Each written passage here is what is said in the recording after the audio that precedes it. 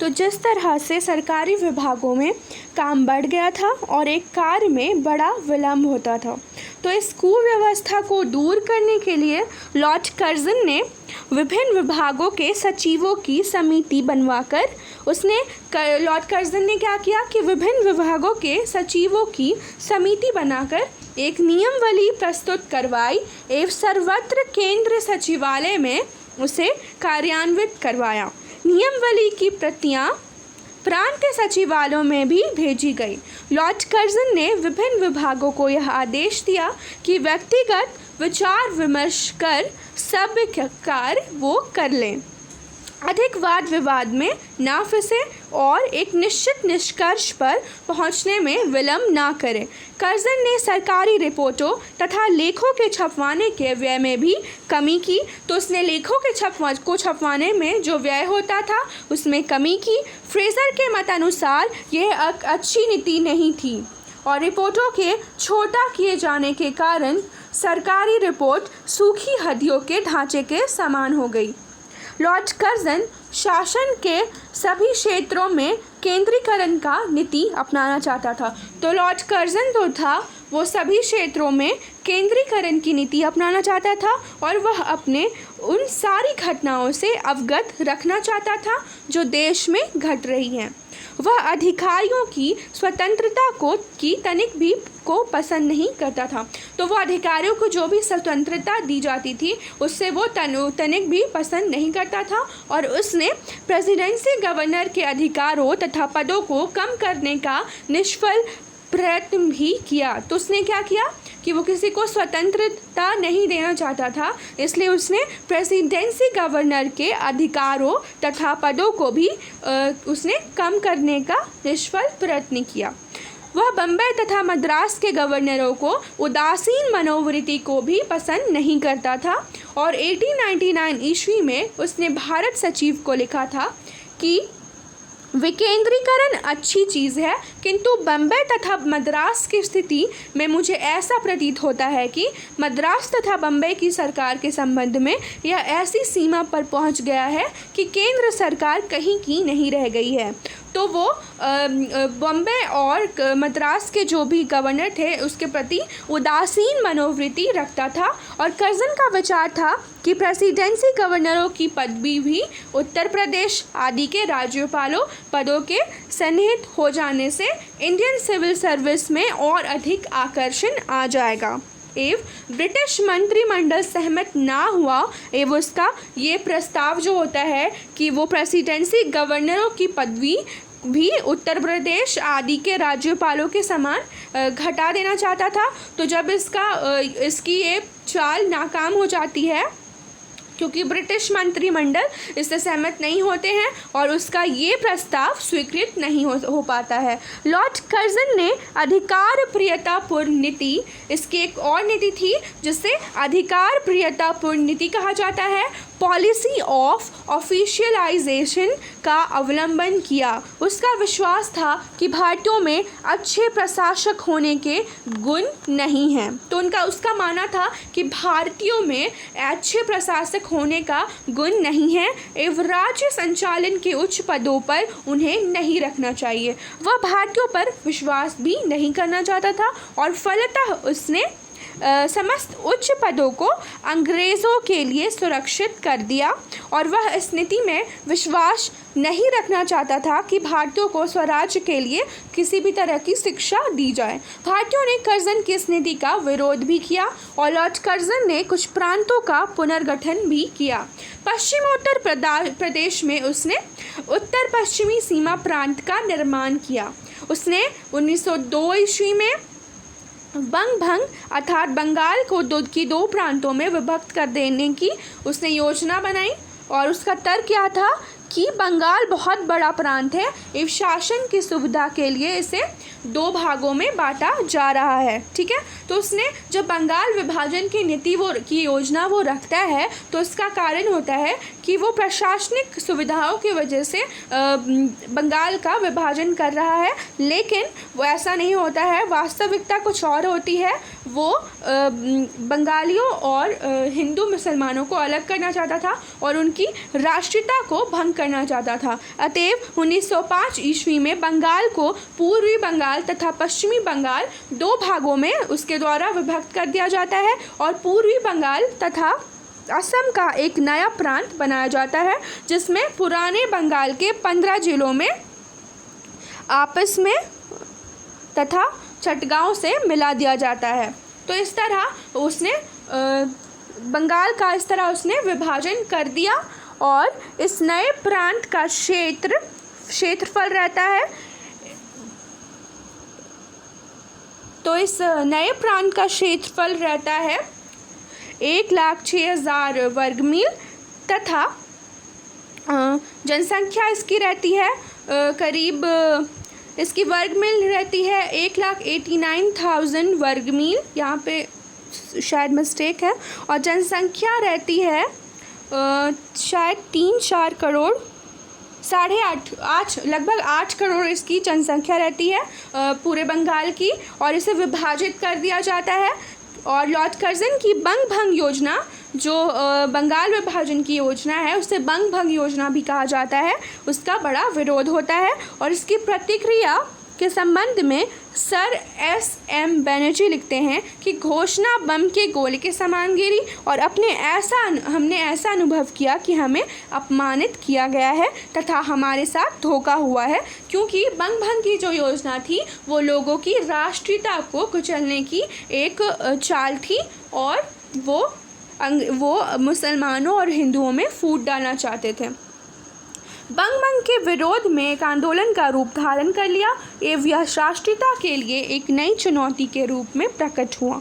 और 1911 में क्या होता है कि इस विभाजन को रद्द करना पड़ता है। अब उसके सैनिक सुधार के बारे में हम जानेंगे। तो 1900 ईस्वी में लॉर्ड किचनर भारत का सेनाध्यक्ष होकर आता है और उसने सैन्य सुधार की ओर विशेष ध्यान दिया। उसने देसी सेनाओं को पुनः अस्त्र शस्त्र से सुसज्जित कराया और देशी नरेशों के राजकुमारों की सैनिक शिक्षा की व्यवस्था के लिए इम्पीरियल कैडेट कोर, तो उसने क्या स्थापना की लॉर्ड किचनर ने, उसने राजकुमारों की सैनिक शिक्षा के लिए उसने इम्पीरियल कैडेट कोर की स्थापना की और तोपखाना को पहले से अधिक अच्छी बंदूकें दी गई। संपूर्ण ट्रांसपोर्ट व्यवस्था को पुनः संशोधित किया गया और 1900 ईस्वी में स्थानीय पैदल सेना को पुनर्गठन किया जाता है। ठीक है, और 4 दुगनी कंपनियों के दस्ते संगठित किए जाते हैं। देशी अफसर ही प्रत्येक दस्ते की आंतरिक व्यवस्था के लिए नियुक्त किए जाते हैं और फौजी परेड एवं युद्ध भूमि में ब्रिटिश रंगरूटों को पैदल एवं अश्व सेना में बड़ी संख्या में भर्ती किया जाता है।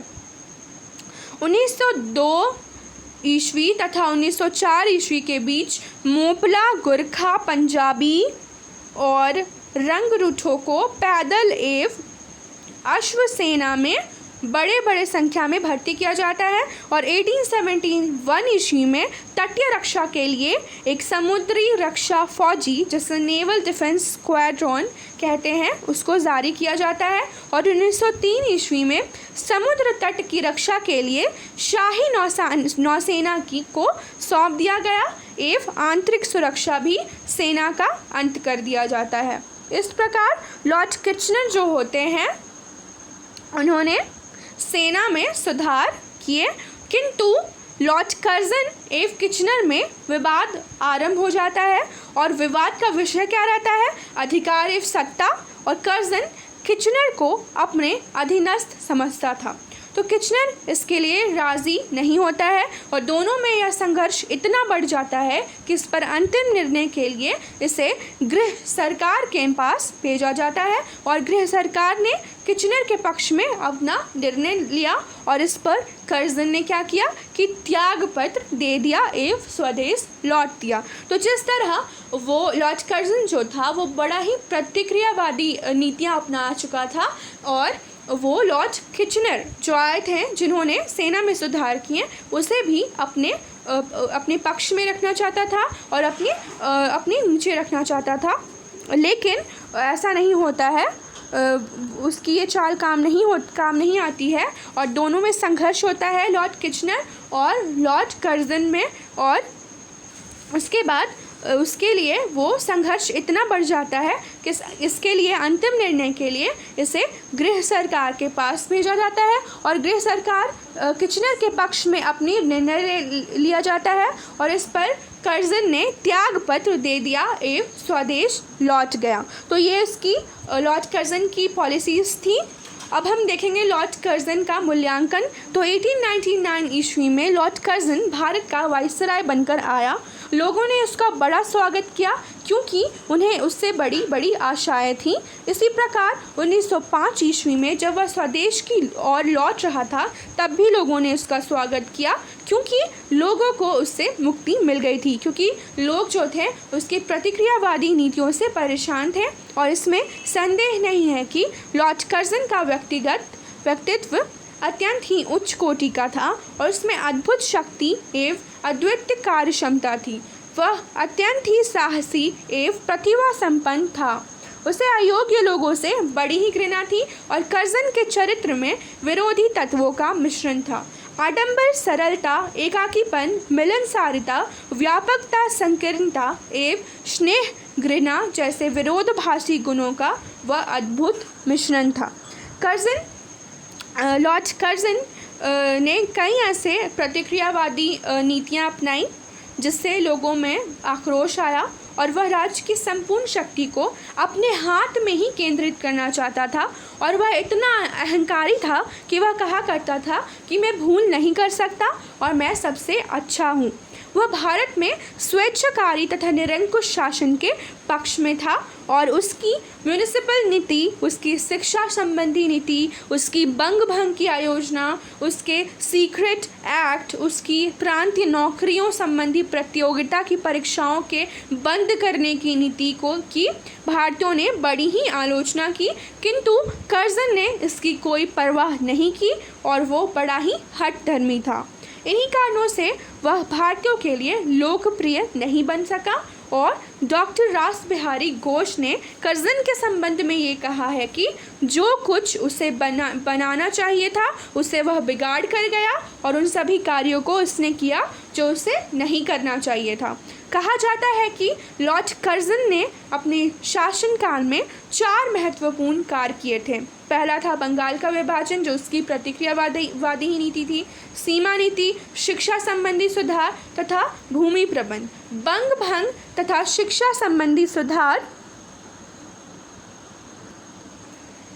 में उसे स्वतंत्रता नहीं मिलती है, उसे सफलता इन सब में नहीं मिलती है। और इसी तरह वो लॉर्ड कर्जन जो होता है वो 1890 वो उसके बाद जब लॉर्ड किचनर से उसका संघर्ष होता है तो उसके बाद जैसा हमने देखा कि वो अपना त्याग पत्र दे देता है और चला जाता है। तो इसी तरह लॉर्ड कर्जन की नीतियाँ उसने क्या क्या सुधारे की, उसकी क्या क्या पॉलिसीज़ थी वो मैंने आप लोगों को अच्छे से एक्सप्लेन कर दिया डिटेल में। और अगर आपको मेरा वीडियो पसंद आया तो मेरे वीडियो को लाइक करें, शेयर करें और अभी तक आपने मेरे चैनल को सब्सक्राइब नहीं किया है तो मेरे चैनल को सब्सक्राइब भी ज़रूर कर लें। Okay, thank you.